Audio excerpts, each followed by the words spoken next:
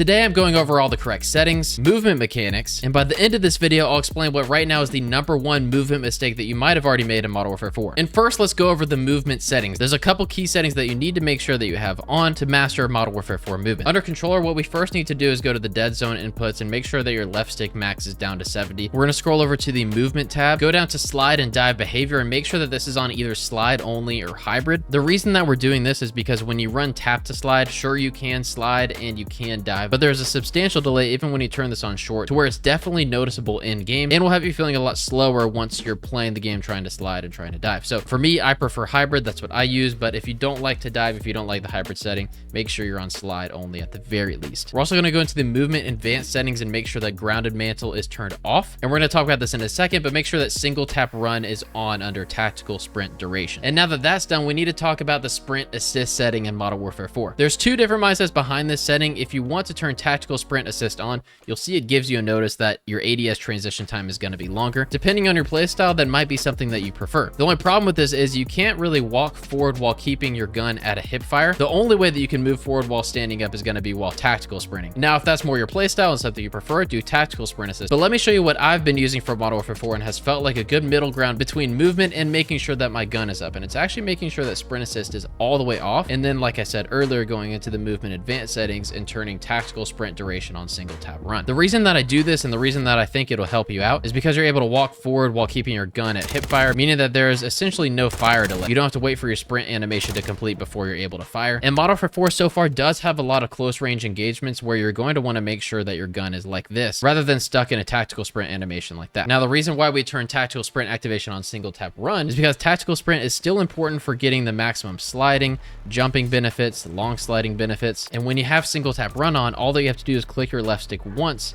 to get into the tactical sprint animation. This exact setting might not be for everyone, so if that's the case, just go into your settings and make sure that either sprint assist is on or tactical sprint assist is on. But I promise you, if you can get used to either just sprint assist on or sprint assist off, you'll get a lot more kills because you'll find yourself being more tactical with when you're deciding to sprint instead of only relying on tactical sprinting to get around the map. And now that all the settings are out of the way, let's talk about specific movement mechanics for Modern Warfare 4. The first one and most basic is going to be the slide cancel. Similar to previous CODs, all that it's going to be is slide and jump, and you can throw an ADS in the middle to make sure that your gun is up and ready by the time your slide is canceled. Of course, you can do shorter slide cancels if you want to end up on a heady, longer slide cancels if you want to break ankles and get further out. So again, and make sure that you don't get this wrong, all that you're doing is pressing slide once and then canceling it. If you're instinctively going back to Modern Warfare 2019, make sure that you're not double tapping slide before jumping because that will result in a long slide and a weirder motion, especially if that's not something that you're intending to do. So only tap slide once and jump once with an ADS in the middle. So slide, L1, jump. The next movement mechanic, and one that some people don't know in the game, is actually the long slide. So if instead of doing a normal slide where you tap circle once,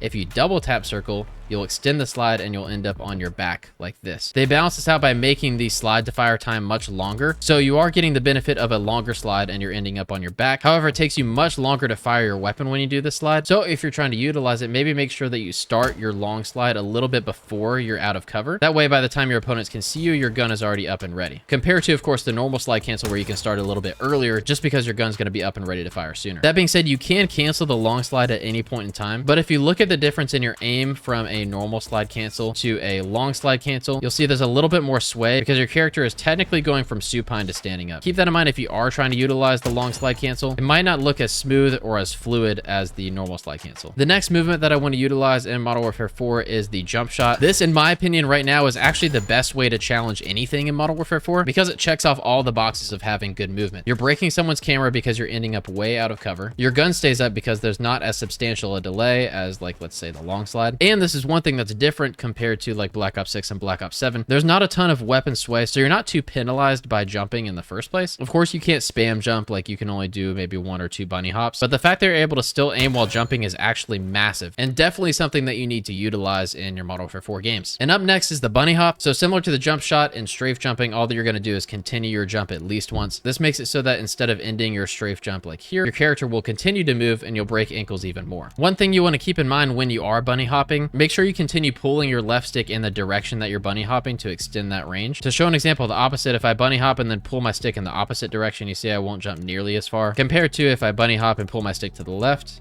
I'll end up way over here. So keep this in mind, especially if you're starting a jump shot from an elevated surface, you'll continue that jump even further. It's not crazy overpowered, but definitely something to keep in mind when you're doing different challenges. Next one I want to go over, it's a little more situational, but they actually nerfed how snaking works in Modern Warfare 4, so you can't spam snakes like you can in previous Call of Duty games. It's not nearly as overpowered as it used to be. However, you still can crouch spam. So let's say you're on a head glitch and you're looking to get more information. You can do so by spamming your crouch button, or you can do crouch and jump over and over again. This is pretty much giving you the benefit of snaking, but without the craziness of the snaking movement mechanic that now is a little bit more nerfed. You can use this to shoulder as well, or if you want to crouch spam to stand up and take pop shots, you can do that too. And the last movement mechanic I want to talk about today is the jump slide. They did remove omni movement from Modern Warfare 4, but you're still able to sideways slide a little bit if you start with a jump and then land in a slide. One thing you do want to keep in mind is that you're definitely penalized for doing a jump slide. As you can see, there's a ton of weapon sway when you do that. So this is something you don't want to do when you're challenging something long range, but if you're challenging people that are up close, or even if you're going to end up hip firing, the jump slide is definitely something that you can use and at least keep in your toolbox for different gunfights. One thing you should know as well is that you can actually jump and land on a long slide, although it's a little bit tricky on how to land it. So you want to jump, and while you're in midair,